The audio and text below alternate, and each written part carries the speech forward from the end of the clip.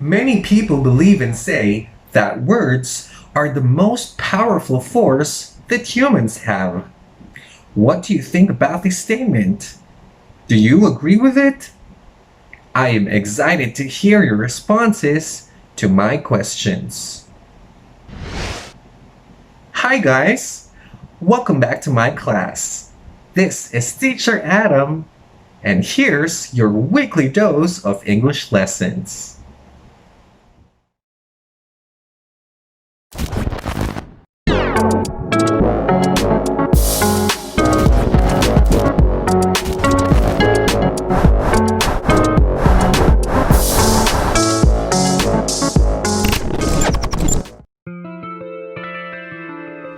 We can choose to use our words constructively as a force to encourage.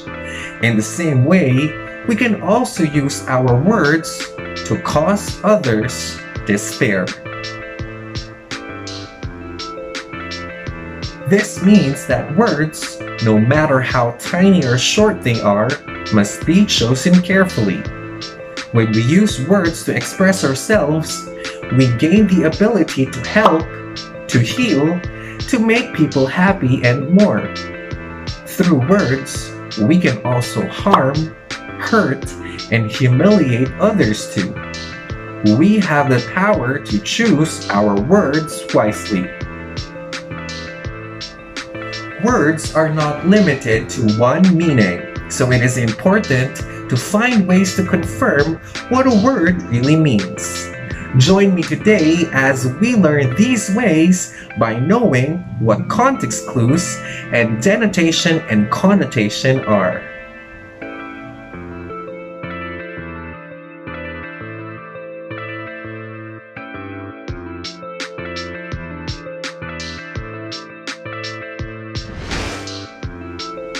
Context clues are hints that provide information about a word or phrase readers may find difficult to understand. This may often be found within a sentence, but may also be seen within a paragraph or an entire passage. Context clues are important for the following reasons. First, they help readers define unfamiliar or difficult terms. Second, they develop the reader's ability to perceive or infer ideas. Third, they come handy even without access to a dictionary or to internet. Read the following sample sentences with me and give the meaning of the highlighted words through the use of context clues. It's raining hard outside, so don't forget to bring a bumper chute with you, or you will get wet. What does bumper chute mean? The sentence gives us clues that a bumper chute will prevent a person from getting wet when it's raining outside. Therefore, a bumper chute is an umbrella. Patrick is a maverick, unlike his brother Peter, a conformer and a follower. What kind of a person is a maverick? The sentence gives us a clue that a maverick is not someone who just conforms and follows. Therefore, a maverick is a person who acts and thinks independently. My uncle has a new pet, which is a ranivorous hawk, a bird that eats frogs. What does ranivorous mean? The sentence explicitly gives the answer to us. It's a bird that eats frogs.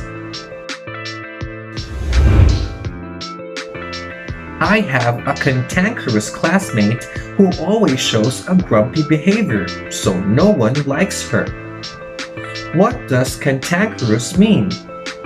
The sentence gives us a clue that being cantankerous means showing grumpy behavior. Therefore, a cantankerous person is someone who has bad temper or someone difficult to deal with. There are 4 different types of context clues, and here's how to spot their differences. The first type of context clues gives a definition. The meaning of the unfamiliar word is directly stated in the sentence. It is usually set off by commas, or it may come after the words that is, as, or, and in other words. For example, cherimoya, a green cone-shaped fruit with scaly skin and creamy sweet flesh, is my mother's favorite fruit. In this sentence, clear descriptions of cherimoya are given, such as green cone-shaped and with scaly skin but creamy sweet flesh. The second type of context clues gives antonyms or contrast. The unfamiliar word is defined using terms that have contrasting or opposite meanings. For example, unlike the flamboyant costumes of most participants, the last contestant wore a simple and modest attire.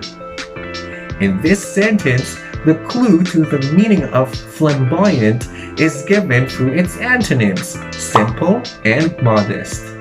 This means that flamboyant means flashy or anything that catches attention. The third type of context clues gives synonyms or restatement. Words with the same meaning are used within the same sentence or around the unfamiliar word. For example, my younger brother was so portly that his pediatrician declared him overweight. In this sentence, the clue is another word that means the same as portly, and that is overweight, which is its synonym. The fourth and last type of context clues gives an inference. This means that the meaning of the word is not explicitly found in the sentence but implied. The definition of an unfamiliar word is assumed based on the context and the reader's prior knowledge. For example, the poor stray kids are so famished because they have not eaten anything for days. In this sentence, have not eaten anything for days is our clue. It gives us a description of people experiencing poverty. Therefore, famished means very hungry or starving. Another way to know the definition of a word is to understand its denotative and connotative meanings. So, what's the difference between the two? Denotation refers to the literal meaning of a word. It gives the definition found in a dictionary. Connotation, on the other hand, refers to emotional suggestions that are connected to a word. It gives associations or sets of associations that a word usually brings to mind. Let's take the word home as an example. The denotative meaning of home is a place of residence or where one lives, while its connotative meaning is a place of security or comfort where one finds peace or happiness. Notice the emotion that the word evokes. Let's have another example, this time in a sentence. The family sat together around a warm bonfire. The family gave their visitors a warm welcome.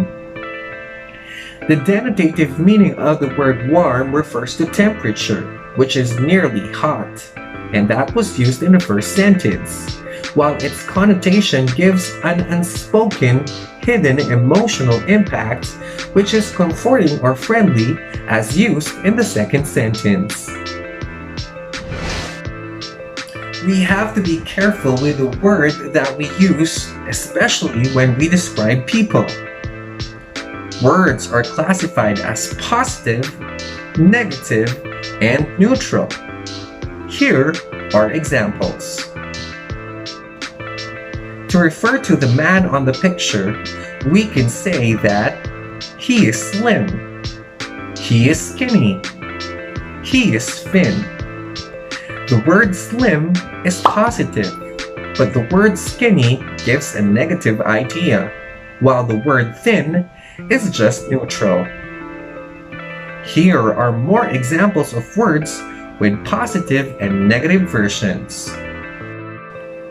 Average, mediocre, childlike, childish, saliva, spit, antique, old-fashioned, filthy, dirty, thrifty, stingy, limit, restrict, youthful, immature, unusual, weird, cluttered, messy.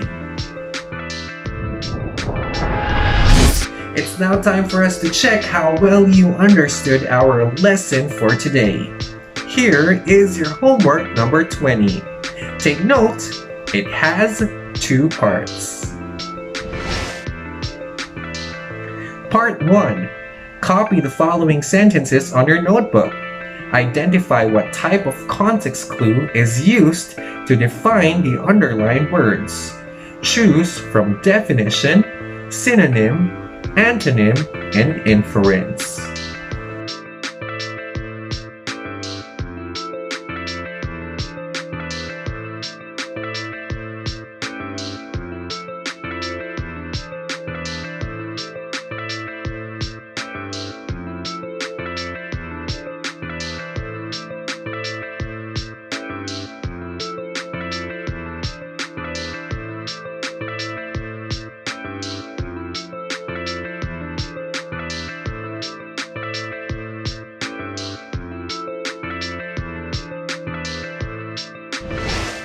Part 2.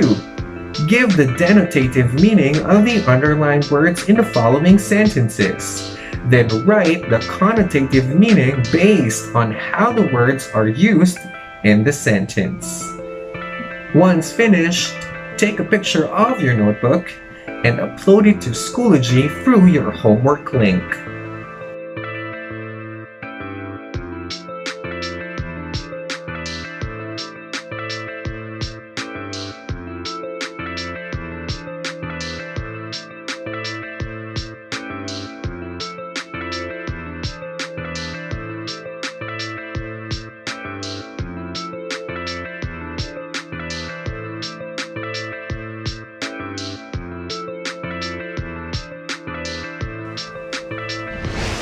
It's time for reflection. So before our discussion ends, here's a verse I'd like to share with all of you.